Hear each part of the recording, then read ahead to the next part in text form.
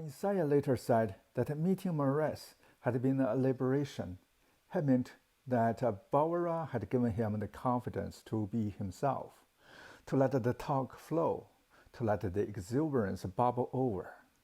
Barbara helped him to refuse the buttoned-up Dawnish persona on offer in the common rooms of his time. For a cautious, moralizing young undergraduate, there seemed something delightful about a young Don who, when asked about the conscience, thundered that it was a loud thing which struck 12 and said, "Don't." Barbara listened Isaiah's talk, showed him that a public persona could be built around such brilliance, garrulousness, made him realize that he didn't have to repress this part of himself in order to succeed. But he also provided a sustained audience for Isaiah's interest in things Russian, helping to keep the door open to the Russian past in Oxford where, without him, it might have been slowly shut. When Berlin met Bauer in 1931, Oxford undergraduate life was turning away from the aesthetic towards the political. Hitler's successes in the German elections, the British flight from Sterling, and the abandonment of the gold standard, the formation of the national government and the rise of the unemployed pressed in upon the largely privileged undergraduates of the day and turned all conversation towards the darkening political environment. As Berlin reported in a letter in September 1931, politics has become so interesting that even I have begun to follow them with some avidity. Suddenly, communism was fashionable, and the Soviet Union a beacon of hope to those who felt there was something rotten about the liberal civility which Isaiah so much admired. Stephen Spender did most of bringing home the realities of European politics to Berlin and his circle. Spender left Oxford in 1931 and traveled in Germany. His letters back made it impossible for Isaiah to ignore what was happening as Hitler edged closer to power. Quote, "I cannot exaggerate the seriousness of the political situation in Germany. It looks as if the whole system will break down and that in December, after another general election, all people of Jewish extraction will be shot. All foreigners will be turned out of the country, and all the poor boys will be shipped off to Heligoland or somewhere to break stones." End quote. Spender's political acumen and sexual candor drew them together. As Spender was to put it in his memoir of the 1930s, World Within World, Isaiah had an interest in other people's lives, which was strengthened by the conviction that he himself was detached from the passion which moved them. Isaiah lived his erotic life through the female undergraduates who came to confess their troubles, and through adventurers like Stephen, who were exploring both sides of their erotic nature. Spender remembered walking through the streets of Salzburg on an August evening in 1931, together with Isaiah, when he saw a boy he fancied and went off with him.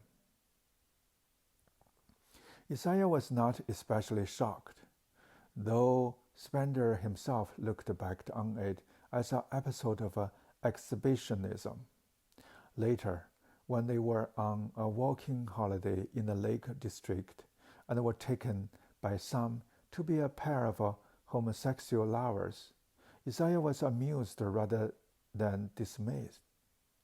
The advantage of vicariousness, of course, is that you do not risk a mistake. You can watch other people making them for you. By early 1932, Spender had witnessed the black shirts smashing Jewish shop windows and had felt the atmosphere of intimidation and fear spreading throughout Germany. In a letter written to Isaiah, the challenge to his Mandarin detachment was explicit. Quote, I didn't mean that rawness and violence were better in themselves than Oxford. What I do mean is that if our world is a world of violence, of rawness, then when one leaves Oxford, one is bound to have to deal with it. So it is best to accept the real conditions of contemporary life as soon as possible. One has got to put up with them for better or worse, and the only hope of changing them is in facing them, not in living in a dream of the old world. But I am tired of saying what is so obvious to me. The point is that if a philosophy withdraws to the seclusion of Oxford and is studied by people who see nothing outside of Oxford, it will create a remote, idealistic world which is quite as cloistered as the church ever was, but which provides a trap for people with brains, which the church no longer does. End quote. As a Jew, foreigner, and outsider, Berlin felt he was not cut out for taking a public stance, but he regarded Stephen's politics with a vicarious respect. He could not fail to see that any genuine defense of the civilized life had to understand how cloistered Oxford's version of a civilization actually was. It was Stephen who provided this rude check with reality and made it impossible for Isaiah to withdraw into academic detachment. He found Spender's personal imbroglios comic and absurd, his poetry and plays sentimental and larmoyant, and he couldn't understand why Stephen briefly joined the Communist Party in 1936. But he respected the deep appetite for life in Spender's engagement with his times, and felt there was a Russian kind of seriousness in Spender's sense of a political commitment. Spender's lifelong friend and rival, Weston Auden, treated Spender like a schoolmaster. Berlin treated him like an equal. If Isaiah talked in a monologue where sometimes all the words seemed joined together into one huge word, he also knew how to listen. As his friend noticed this capacity for listening, for empathy with their predicaments, he began, even in his 20s, to acquire a reputation for being wise, for having some mysterious gift of a sound human judgment. In Spender's company, in the summer of 1930, Berlin made his first visit to Salzburg. These visits, which continued until the Auslass in 1938 and then resumed after the war, had a central importance in Isaiah's life. He never forgot the feelings of a physical excitement that took hold of him when he settled into his bunk in a third-class sleeper bound for Salzburg. Founded in 1920 by the impresario Max Reinhardt and the poet Hugo von Hofmannsthal, the Salzburg Festival devoted itself to the music of Mozart and Beethoven, just as Bayreuth consecrated itself to Wagner. Reinhardt was Jewish, half a mental from a Jewish family that had converted to Catholicism. Salzburg, in political terms, was anti-Bayreuth.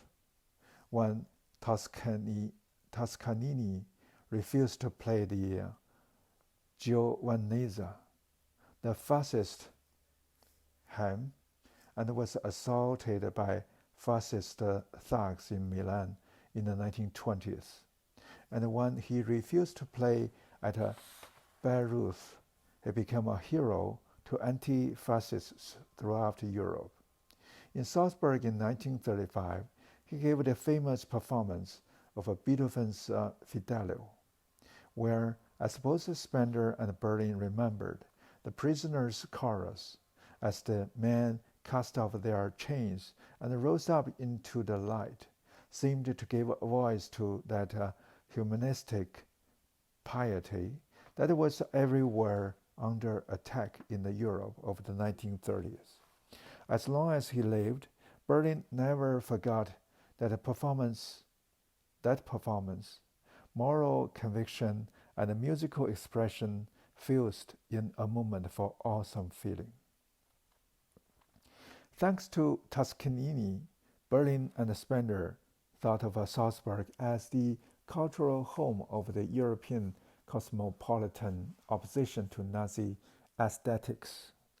But the town itself was hardly free of fascist manifestations. The town paper was notably anti-Semitic, and Isaiah had his only direct encounter with the fascists in the town's cafes and restaurants. Drunken, red-faced men in Lederhosen, white socks, and Nazi armbands used to bang the tables for service and mutter darkly about the swarthy cosmopolitans at the other tables. Berlin's mother became so worried about his son's summer ventures that she actually begged him not to go, and he agreed, only to sneak off anyway.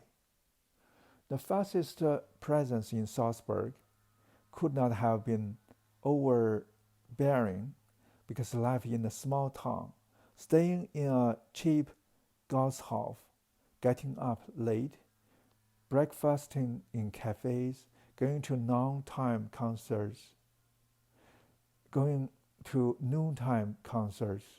reading or walking in the afternoons, attending concerts in the evening, became his definition of heaven. In the first summer, besides Spender, he was accompanied by Walter Ettinghausen, a friend from St. Paul's, and a diminutive ex-Marlborough schoolboy, Michael Corley, son of a prosperous blanket manufacturer. Spender was always puzzled by Corley, who behaved as if he were Isaiah's page, loving, devoted, and yet quizzical and amused by his mild hypochondria. When Isaiah came down with a cold and was confined to bed in his Gasthof in August 1930, Spender asked Corley when Isaiah would recover, and Corley drolly replied, "Isaiah never recovers." The trips to Salzburg were much more than holidays, and Berlin's increasing devotion to music much more than a hobby. Music had always been important in his life.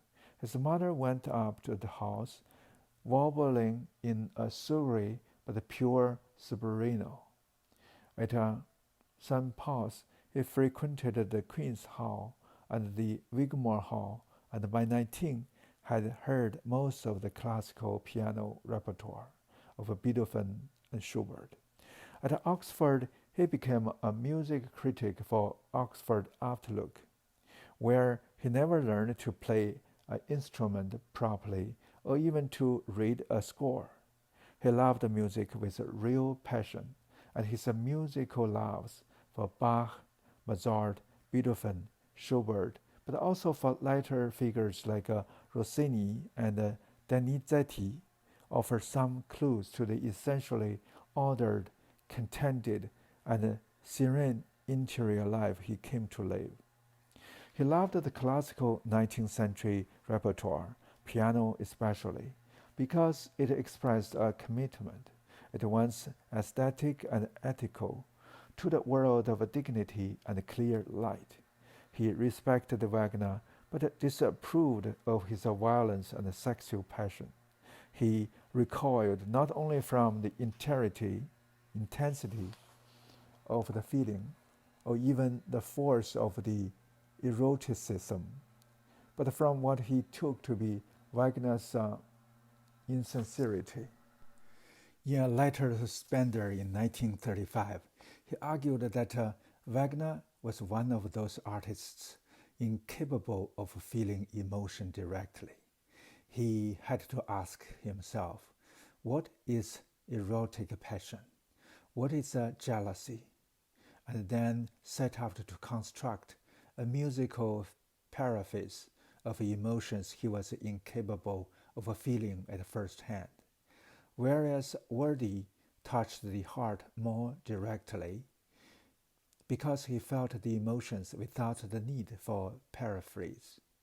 True or not, this distinction between types of artists was also an indirect exploration of his own anxieties. He wondered whether he was capable of feeling emotions directly and thought he was worrying too much about the impression he was making on others. Early on, he identified this kind of self-consciousness as an obstacle both to art and inner contentment. In and through music, he learned emotional pitch, learned to distinguish between true and false feeling. He always had a vivid sense of the difficulty of knowing what one feels and expressing these emotions without sentimentality. This is why his love of music was both aesthetic and ethical, for it was in the concert hall that he grasped the nature of emotional authenticity. Musical and moral qualities were never entirely distinct in his mind. It was for both moral and musical reasons that Toscanini became Berlin's abiding artistic hero. To Toscanini, who demanded a personal apology from Mussolini for his treatment at the hands of fascist thugs, was inseparable from the implacable disciplinarian who could take an orchestra through 3 bars countless times in search of a fugitive perfection that only he could hear. There was something fiery and implacable, something un-English that captivated Isaiah about Toscanini's conducting. The word he came to use for this quality was from the Italian, terribilità, and all his life he loved art and possessed this sense of a fierce and implacable necessity.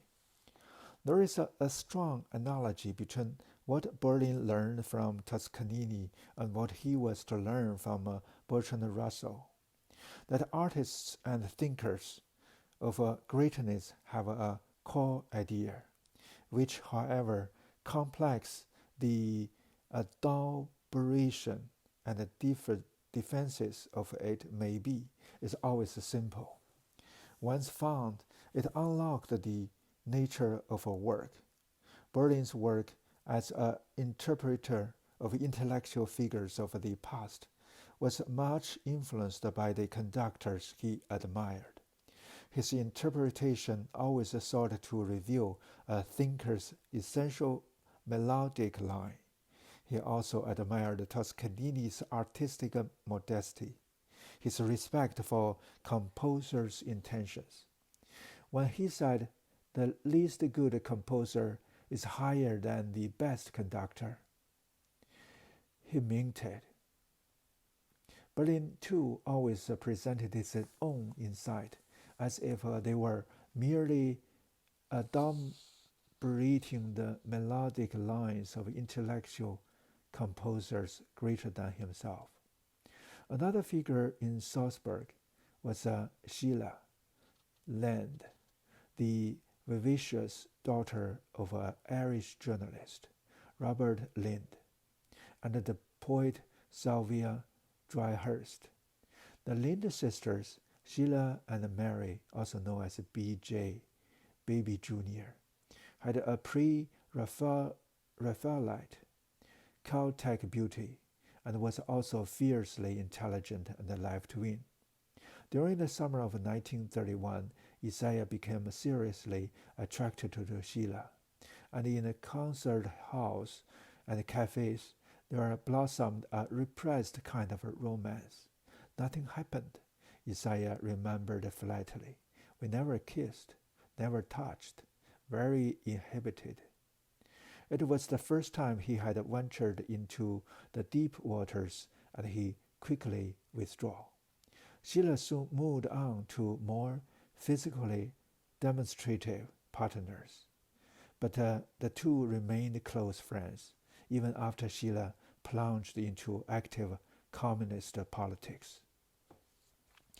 His return from his stirring but troubling encounter with Sheila Lind brought Isaiah to the first fork in the road of his career.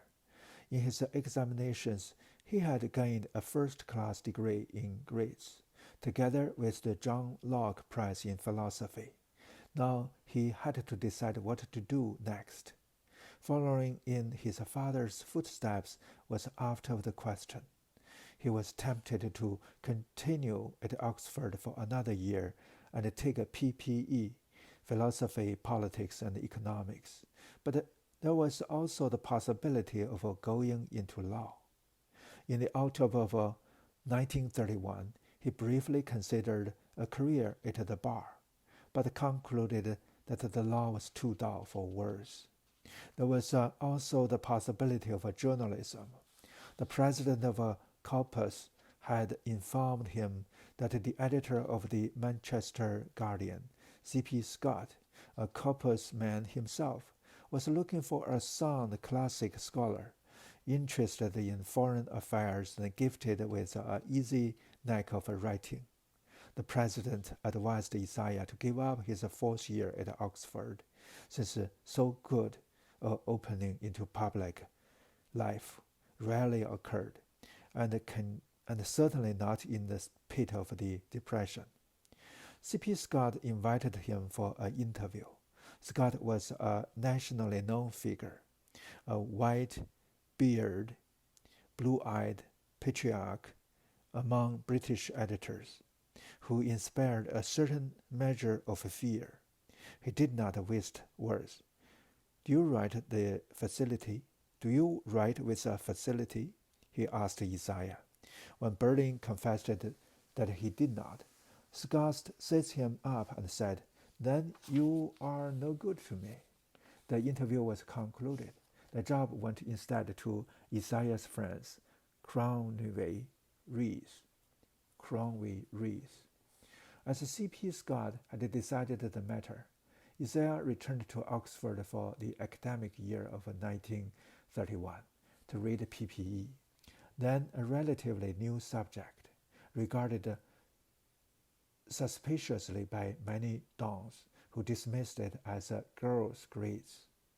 That is an easy alternative to classics, suitable for young women. Berlin concentrated on philosophy with Frank Hardy and became a regular attender of the undergraduate philosophy club, the Jowett Society, where he gained a reputation for skeptical demolition of other people's positions. Rather than for advancing arguments of his own, he also attended a course of lectures.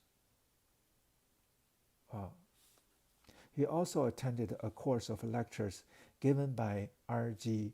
Collingwood The subject was the philosophy of history, and Collingwood stood alone among Oxford philosophers in his insistently historical approach to philosophical problems.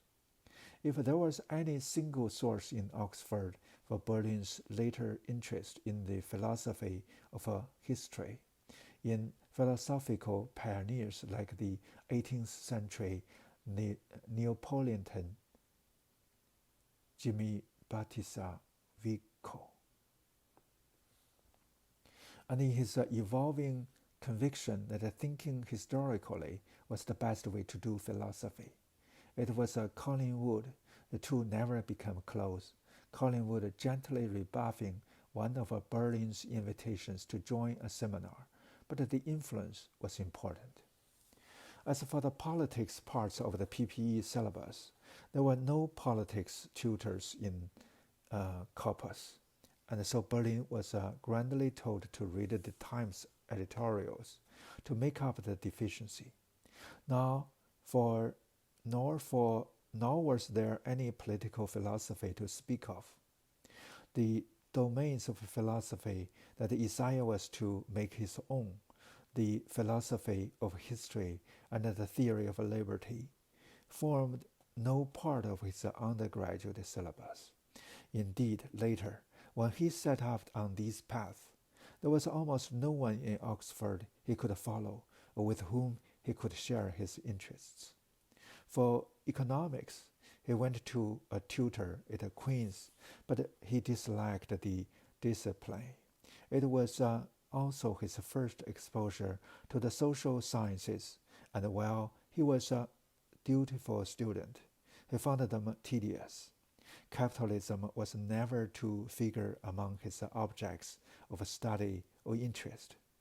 This disdain for the social sciences, coupled with active suspicion about their scientific pretensions, became a fixed feature of his intellectual orientation. In the summer of 1932, he set his final examinations and was awarded a first-class degree. Richard Crossman, a newly appointed fellow at New College, then persuaded the college's warden, H.A.L. Fisher, that New College needed another philosophy tutor. With artful mendacity, he contrived to imply that Berlin had received 3 offers from other colleges. No college had, in fact, made any offer of any kind. But with recommendations from Frank Hardy and the evidence of a strong first, Berlin was given a post as tutor in philosophy in New College as of October 1932. There was no application, no interview.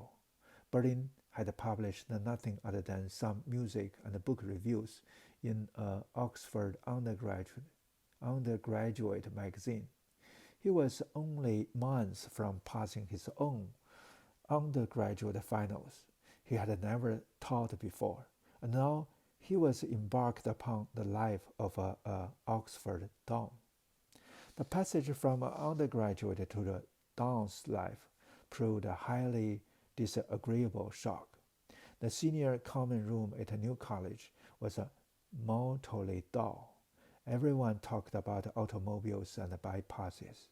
Jasper Ridley, a brilliant philosophy undergraduate at Balliol, put his head round the door of the New College senior common room, took one look and whispered, "Who are these gargoyles?" Now Isaiah was one of the gargoyles. The realization made him miserable. The first time he dined at a high table, he was so utterly mute that Crossman hissed at him across the table, "Be bright, Berlin, be bright. If you aren't, they won't take to you. You know." He could talk to Crossman, but found him a brash, aggressive bully, with a vein of cynicism running through his talk. Quote, he was a left-wing Nazi. He was an anti-capitalist, hated an evil service, respectability, conventional values, of a decent, honest, dreary kind. What he wanted was a young man singing songs, students linking arms, torchlight parades. There was a strong fascist streak in him. He wanted power, hated liberalism, mildness, kindness, amiability. End quote. Berlin liked talking philosophy to undergraduates, but he had little sense of having found a vocation. Indeed, while he was always a dutiful don, he was never to enjoy teaching very much. He was uncomfortable with the parental aspects. Father-son, father-daughter relations were never his line. What seems to have depressed him most was that he had to become responsible. Interestingly, the best friend he made at New College was its warden, the liberal grandee and former cabinet minister H.A.L. Fisher. Fisher's indiscretions about his college colleagues were legendary. Quote, "Before the war, this college was a splendid place. Gilbert, Marie, and so on. What do I find now? One enormous mausoleum." End quote. Isaiah's sentiment exactly. He and Fisher began to lunch alone in the warden's lodgings and then took walks together, much to the annoyance of more senior colleagues, who could not see what there was to be said for this bespectacled Jew with a quick tongue. Fisher was the first grandee Berlin had ever met, the first one with that lordly sense of the ways of the world which, far from repelling Isaiah, seemed positively alluring. Fisher once came out of a meeting with the college fellows and remarked to Isaiah, quote, "I have just treated them to an immense quantity of a Victorian gush. I think it worked." End quote. Berlin had found Crossman's cynicism repellent. Fisher's had a grandeur and wit that made it appealing.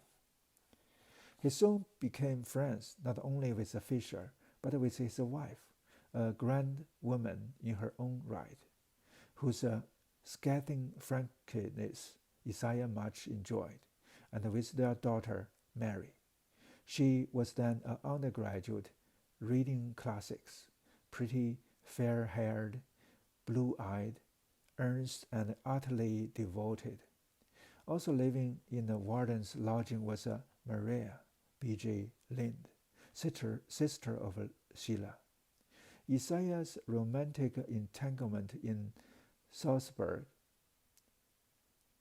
Soon, Isaiah was dining in the lodge with these two charming and well-born young women, who were to become friends for life. Apart from the Fishers, Isaiah's existence as a don was miserable. Within weeks, an escape beckoned. In October 1932, at Frank Hardy's urging, he set the exam for a prize fellowship at All Souls. The college represented a very Parnassus of English academic life, an ancient and wealthy establishment that did no teaching whatsoever, took in no undergraduates or graduates, and had a reputation for electing the brightest fellows in England.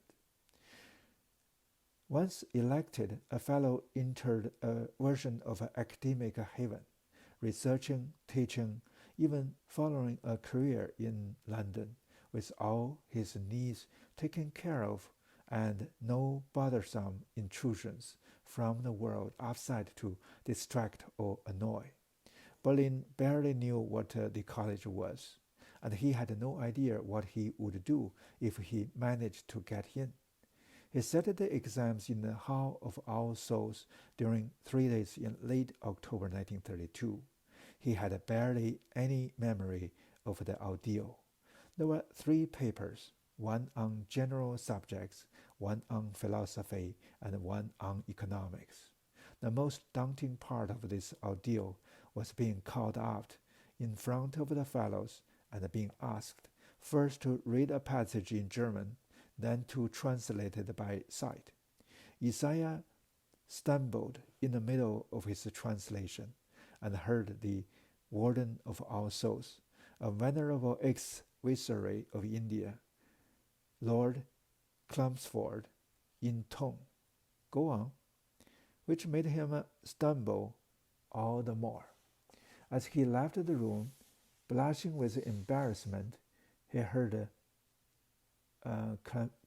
Chelmsford mutter, "At least we don't have to have that one."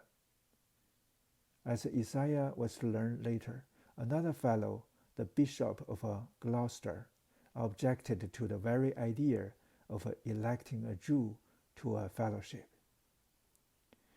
On 4 November 1932, Berlin's friend Cromwell Rees, a fellow since the previous year, came up to him in the High Street and told him he had been elected. Isaiah was dumbfounded. The thing seemed impossible. The first Jew ever elected to All Souls, and only the 3rd Jew ever elected as a fellow of Oxford College. As soon as the news was announced, the Jewish Chronicle ran the story, and so the whole Jewish community knew of his success. The chief rabbi wrote him a letter of congratulations, and the grandest Jewish figure of them all, Baron Rothschild, invited him to spend a weekend at Waldendam, his palatial country house. At once, in one fell swoop, at the age of 23, Berlin had been plucked from donnish obscurity and elected to what was then the most elected club in English life, a college where cabinet ministers, editors of the Times, and the leading intellectual figures of his day mingled on equal terms. Crossman was furious. The hack who was to take over his humdrum teaching while he charmed the lecture hall with his brilliant lectures on Plato had stolen a march on him. Small wonder that Isaiah was elated. He moved out of the new college and into his rooms at All Souls within days, talked for 2 days and nights without stopping, then fell ill for 2 months from sheer nervous release. That's the end of chapter 5.